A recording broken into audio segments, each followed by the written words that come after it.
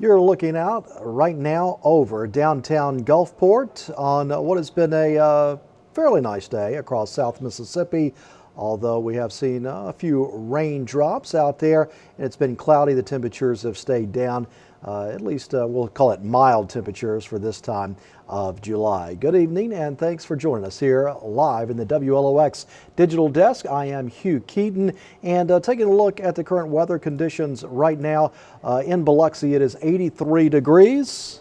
And certainly could be much hotter, although 83 is still pretty hot for this time of night. Looking at the radar, it looks for the most part clear right now. As I said, we did see some rain around the area earlier today. And looking at the 7-day forecast, it's going to warm up again tomorrow into the 90s, 92 very high on Thursday, then really heating up for the weekend, highs in the mid 90s there.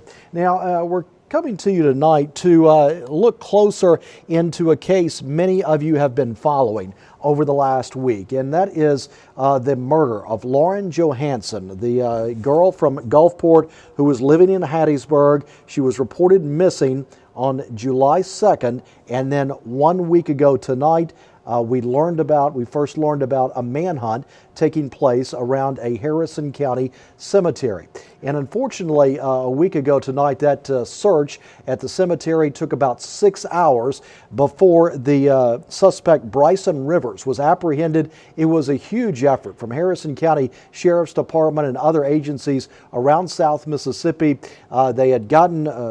They were able to track Bryson Rivers to around that cemetery. It took 6 hours to apprehend him. Unfortunately, in the vehicle that he was driving, the body of 22-year-old Lauren Johansen was found, and we didn't know that her body had been in that vehicle last Wednesday night when this search was happening and we first learned about it. But over the last week, we've learned a lot of details and disturbing details, quite honestly, about this case. And tonight, I just wanted to come on with you and sort of walk you through this case and what we know about it and where things stand right now. You can find a full breakdown of the timeline of the arrest in this case and how and what we know as far as the arrest and murder of Lauren Johansen. This is a timeline you can find right now on WLOX.com. We break it down in detail. What makes this such a out of the ordinary case is Bryson Rivers, who is charged in Lauren Johansen's murder. He was in jail not long before he actually got out and allegedly committed this crime, or at least he's charged with the crime, but he had been charged and was in a Tennessee jail for abusing Johansen in December of last year.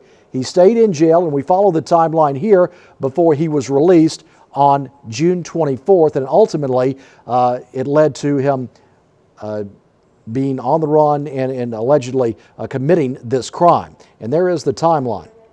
And Noah Noble has been following this story very closely. Not only can you go to WLOX.com and read the details, I'm also going to show you what we found out about this case. First of all, Noah Noble last Thursday, 4th of July, just a day after Lauren Johansen had been discovered dead, Noah spoke to Lauren's father on July 4th, and here is that report we got last week from Noah Noble where Lauren's father described how disturbed he was that this had all happened and that his daughter's accused murderer was even out of jail in the first place. This is Noah Noble's report from last week.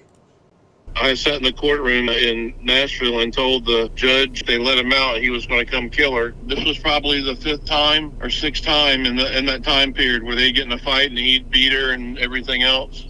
And they let her out and they didn't tell us and they didn't put the ankle monitor on her. They just let him walk out of jail.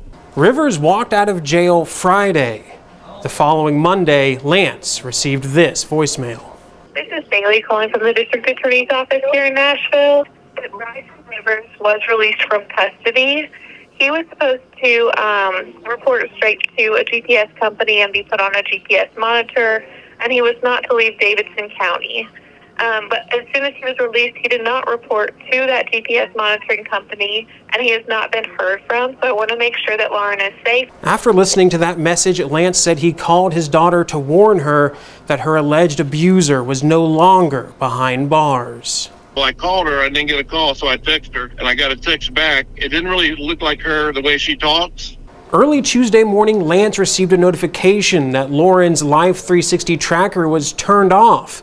And then his other daughter, who was living with Lauren, said she wasn't there, and the security camera on their front door was destroyed. That's when Hattiesburg police were called to report Lauren missing.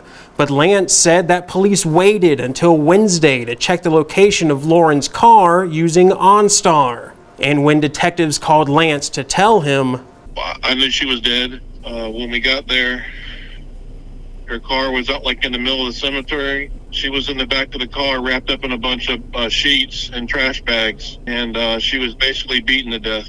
Her face was smashed in, her head was smashed in. She was just brutally beaten to the point she couldn't see out of either eye when she finally died. I helped the coroner lift her body out of the car. It was just mutilated. Lance said he can't believe Rivers was let out of jail with a reduced bond and no monitoring system. I think the criminal justice system in Nashville, Tennessee, failed my daughter and our family. The world shouldn't work this way. She had dreams and hopes that were larger than life. And the best quality of about her was that she had a really big heart and would do anything for anyone to help them out. Everything she did, everything she touched turned to gold, except for this guy.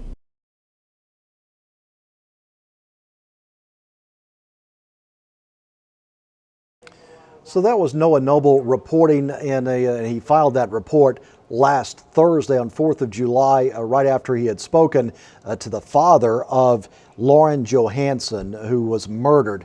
And you heard the horrifying details there, and the father describing what he knew about the circumstances leading up to her death and how disturbed he was that the accused killer, Bryson Rivers, was out of jail to start with.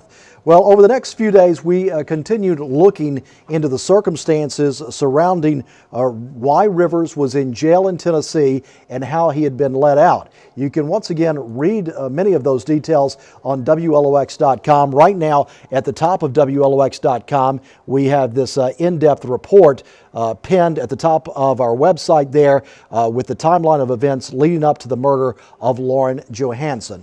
Now, in this next report that I'm going to play for you, Noah goes in detail about what he learned from court documents in Nashville showing how the accused abuser of Lauren Johansen was actually let out of the Tennessee jail there, and then the communication breakdown that followed and ended up with Bryson Rivers being arrested here in Harrison County, Mississippi, and the murder of his at one time girlfriend, Lauren Johansen. We now have a timeline and paper trail detailing the circumstances that allowed Bryson Rivers to leave a Tennessee jail, return to Mississippi, and find Lauren Johansen, her father calling what happened a failure in the criminal justice system. December 11th, 2023, Germantown, Tennessee, a suburb of Nashville. Lauren Johansen and Bryson Rivers were on vacation together. According to court documents, an argument between the couple escalated. Nashville police officers say they found Johansen severely beaten in a car with Rivers, and in the floorboard, a handgun covered with blood. Rivers was arrested and charged with 2 counts of aggravated kidnapping, 1 count of aggravated stalking, and 1 count of coercion of a witness. A week later, on December 18th, a preliminary hearing set Rivers' bond at $250,000. Lauren Johansen's father told us last week he begged the judge not to let Rivers out of jail. I sat in the courtroom in Nashville and told the judge they let him out, he was going to come kill her. On April 3rd, Judge Cheryl Blackburn approved a reduced bond for Rivers and ordered him not to leave Tennessee and to wear a GPS monitor when he gets out of jail. Also noted in his bond order, Rivers was not to leave the jail after 4 p.m. to make sure he could get fitted with the ankle monitor. But records show Rivers was let out of jail on Monday, June 24th at 4:05 p.m. The judge ordered Rivers to get his monitor from Tracking Solutions, but the bail agent didn't take him there. Instead, took him to Freedom Monitoring because the court-ordered company was closed. This court report from Freedom Monitoring Services says when Rivers was brought in, the bond order was not available, and they apparently took Rivers' word that he was allowed to return to Mississippi. Tonight at 10, what happened when Tennessee authorities realized Rivers left the state and the confusion that followed? In the newsroom, I'm Noah Noble for WLOX News Now.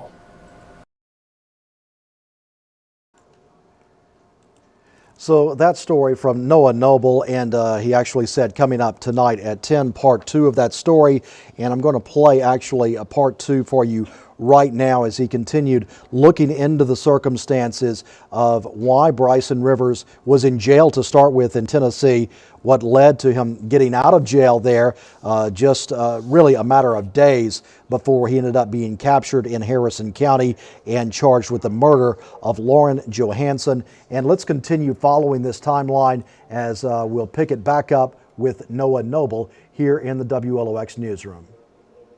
Bryson Rivers was charged with aggravated kidnapping and stalking after Nashville police say they found him severely beating his girlfriend, Lauren Johansen, while they were on vacation together.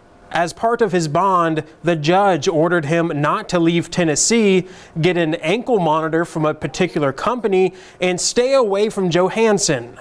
But documents WLOX News obtained shows that didn't happen.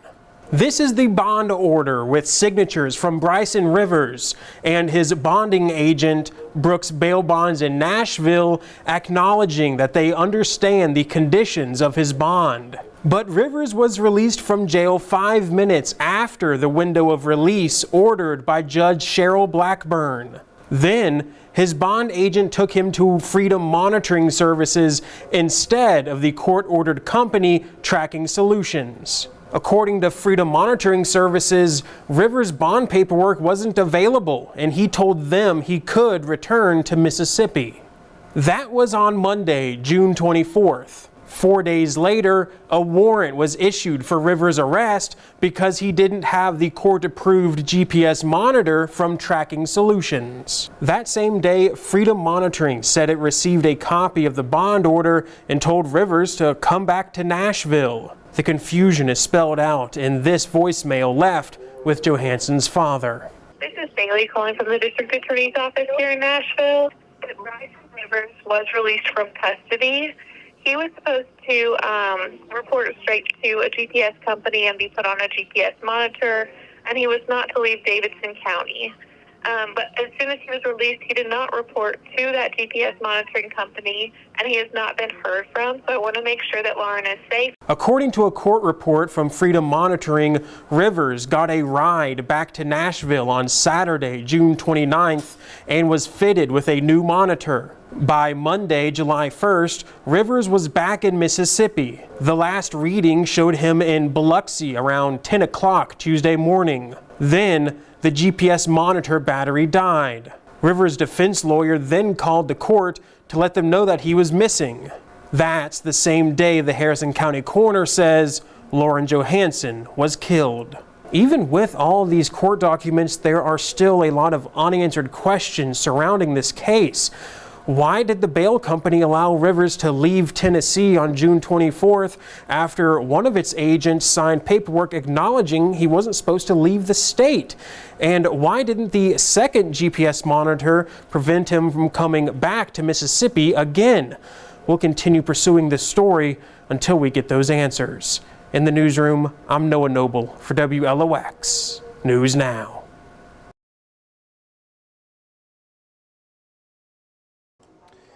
And so that's a presentation there over several reports of what happened in this case and what we know about the death of 22-year-old Lauren Johansen, who was from Gulfport, living in Hattiesburg, and she was reported missing on July 2nd, and then she was actually found dead 1 week ago tonight. This has been 1 week now since we first learned about that search happening in Harrison County, and we followed that, and unfortunately as we learned more about the case, it just became more disturbing. And you heard Noah talking about some questions that are right now unanswered about the case, and we are still looking for some of those answers. And in addition to reading about the complete timeline of the abuse and the first arrest of Rivers related to the abuse of Johansen and when he went to jail in Tennessee, it outlines there how he was in jail, the procedures there, the motions that his defense was making, and then when he was ultimately released from jail in Tennessee on June 24th. And you can read more about this. It's all laid out there for you. It really is a fascinating case, how it has unfolded to this point. And then at the bottom of the article, you see some of the questions that we are still trying to get to the bottom of. You heard Noah mention there in the article as well. But you can find this article right now and read more about it right on the front page of WLOX.com. But tonight, where things stand with this case, Bryson Rivers is charged with murder in the death of 22-year-old Lauren Johansen, and he is being held in the Harrison County Jail on $1 million bond. And again, this is a horrifying case that we will continue following. You heard earlier the reaction from Johansen's father just a day after he learned actually that his daughter had been killed. So we'll continue following this case, and we thank you for joining us here on the WLOX Digital Desk for this update, and as we presented the timeline of where things stand right now. And anytime that we have developing news like this, or updates or stories that we can go and dive into and dig deeper into, you can expect to get an update here in the WLOX Digital Desk. You can always find these Digital Desk updates whenever we break in with the updates on the WLOX News app, WLOX.com, our smart TV apps you can find on Roku and Fire Stick. So many ways to find WLOX out there, not just in South Mississippi, but anywhere you are in the world. So that is what's going on tonight here on this Wednesday evening, live in the WLOX newsroom. I'm Hugh Keeton. Have a great night.